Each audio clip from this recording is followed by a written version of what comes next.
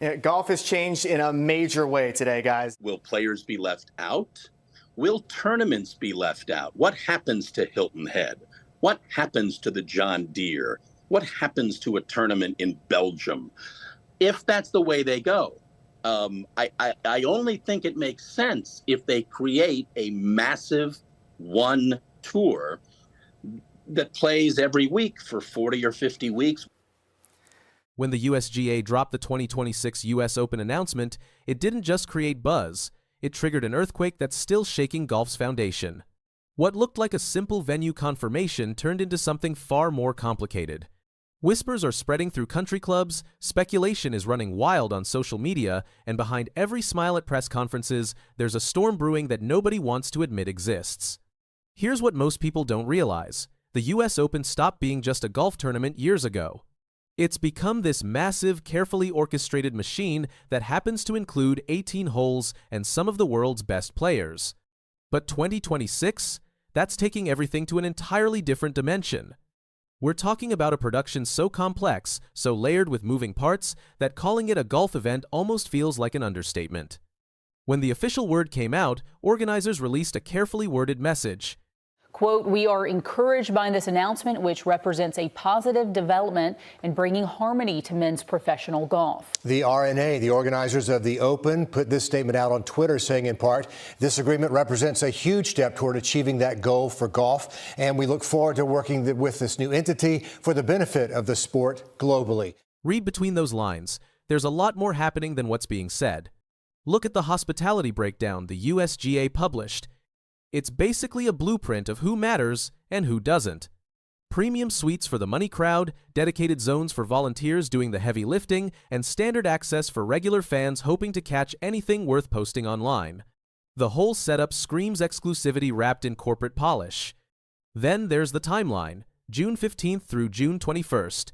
That's not a tournament schedule, that's a complete takeover. Before any actual competitive golf happens, there's a full week of practice sessions, celebrity pro-ams, content creator appearances, and networking brunches.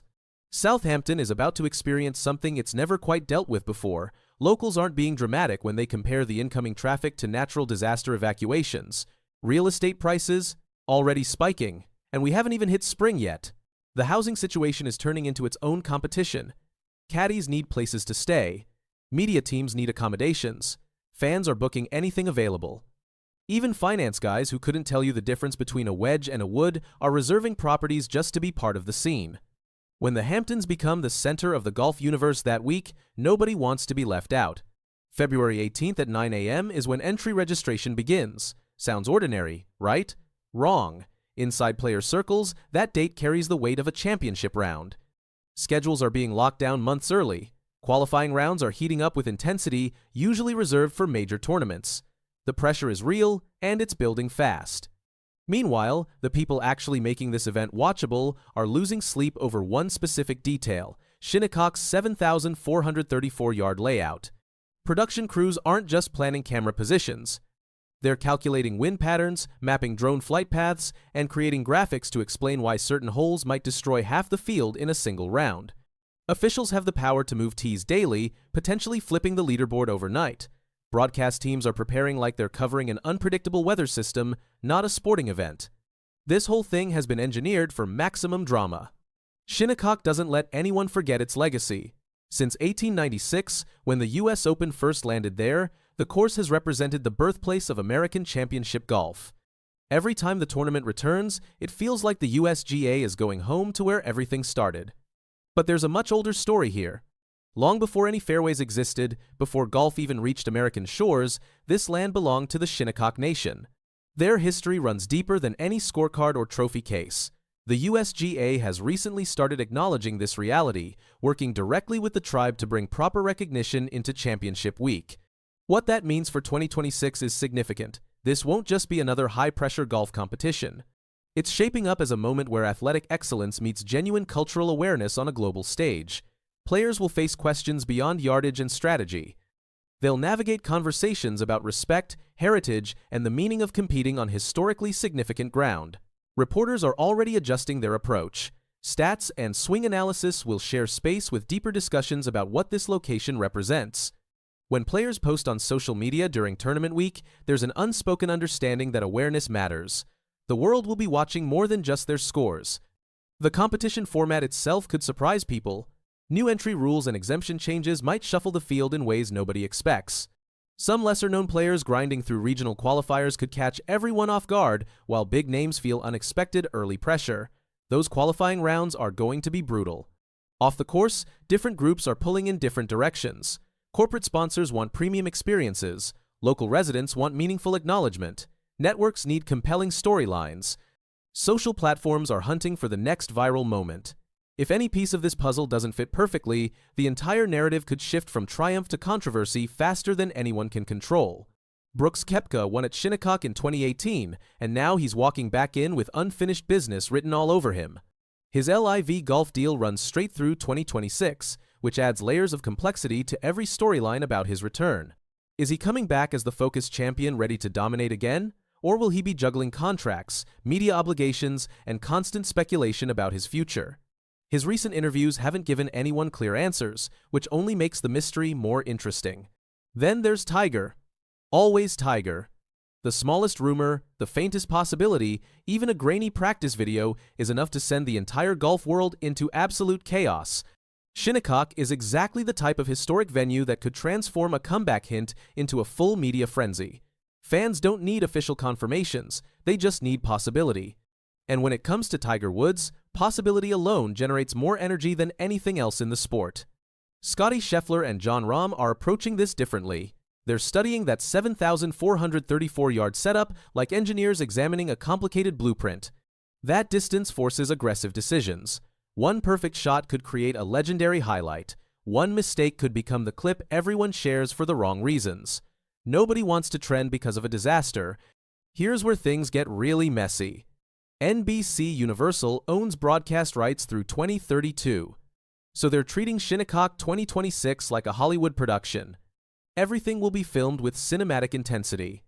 But many players have contracts with Fox Sports, creating a behind-the-scenes battle over who controls interviews, highlights, and screen time. It's a delicate situation that nobody discusses publicly. NBC is going all in. Their coverage will feel like a premium streaming series. Peacock will carry every moment with dramatic slow motion, sweeping aerial shots, and soundtrack choices that make everything feel historic. They're not just chasing ratings. They're building an epic narrative.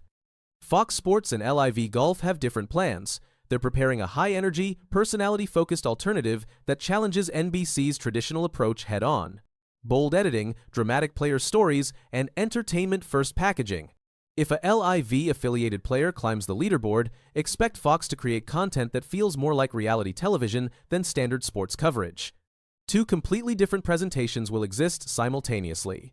NBC offers polished tradition and historical gravitas. Fox delivers fast cuts and viral-ready content. Fans will become editors themselves, chopping both versions into TikTok compilations that spread across the internet within minutes of anything happening. The USGA understands they can't control the digital chaos. Social media feeds on controversy more than accomplishment.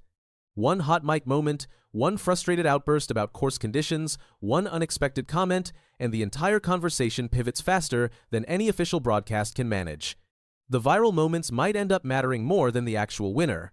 Southampton is about to experience something completely outside its normal rhythm. The Hamptons mean privacy and exclusivity. Quiet beaches, gated properties, seasonal crowds that treat traffic jams as personal violations. But when this tournament arrives, everything flips. Tens of thousands of people flooding in. Rental markets going crazy the moment schedules drop. Town officials spent months creating strict rental regulations, then loosened them right before tournament week. Minimum stays went from 14 days to 3, letting property owners capitalize on the chaos. Behind every professional smile and polished statement, everyone's making moves. Agents are negotiating appearance fees. Production companies are fighting over content ownership.